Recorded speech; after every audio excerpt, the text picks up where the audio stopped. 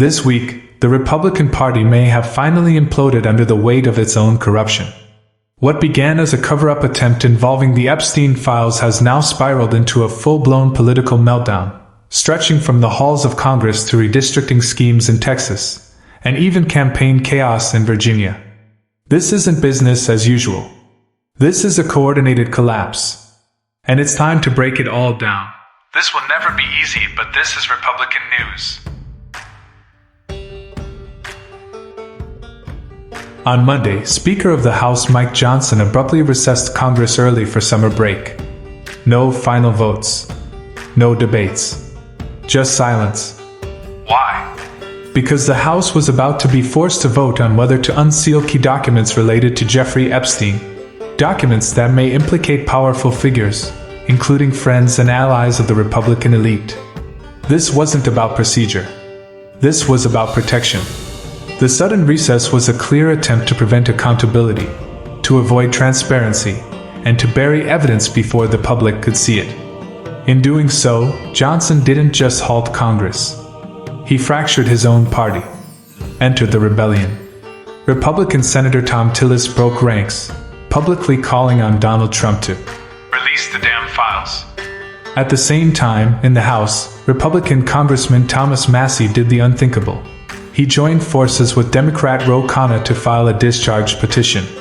That petition would override Johnson and force a floor vote on the Epstein documents. More than half a dozen Republicans have signed on, and more are expected to follow. This isn't just dissent. This is a structural breach.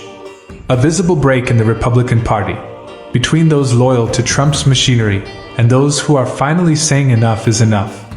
The Epstein cover-up is just the latest in a growing pattern. When Republican leadership can't control the outcome, they change the rules. And nowhere is that more obvious than in Texas. Donald Trump has been working behind the scenes to influence a radical new redistricting plan in Texas.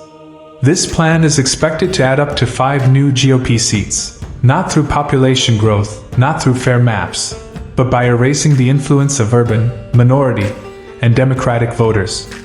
It's gerrymandering on steroids. Legal scholars are calling it one of the most shameless power grabs in modern electoral history. And it fits the same pattern. When Trump and his allies lose public favor, they don't try to win back voters. They just redraw the map. They gerrymander democracy into something unrecognizable. And just like the Epstein files, it's all about avoiding consequences. Meanwhile, in Virginia, Republican gubernatorial candidate Winsome Earle-Sears is in freefall. Her campaign is broke. Her staff is bailing. Her poll numbers are tanking. It's a small story, but it's telling. Another MAGA-aligned candidate, unable to pivot from primary extremism to general election reality. The far-right energy that dominates the Republican primary is becoming a liability in swing states. And Virginia is the test case. What we're seeing this week is more than scandal. It's more than dysfunction. It's the machinery of the Republican Party grinding to a halt under the weight of its own contradictions. A speaker shutting down the House to avoid a vote. Senators turning on the party line. A former president redrawing maps to cling to power. And a crumbling campaign in a critical state. This isn't politics as usual. This is collapse in real time.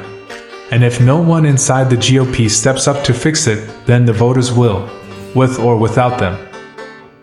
Thanks for tuning in. Please like and subscribe and have a blessed day.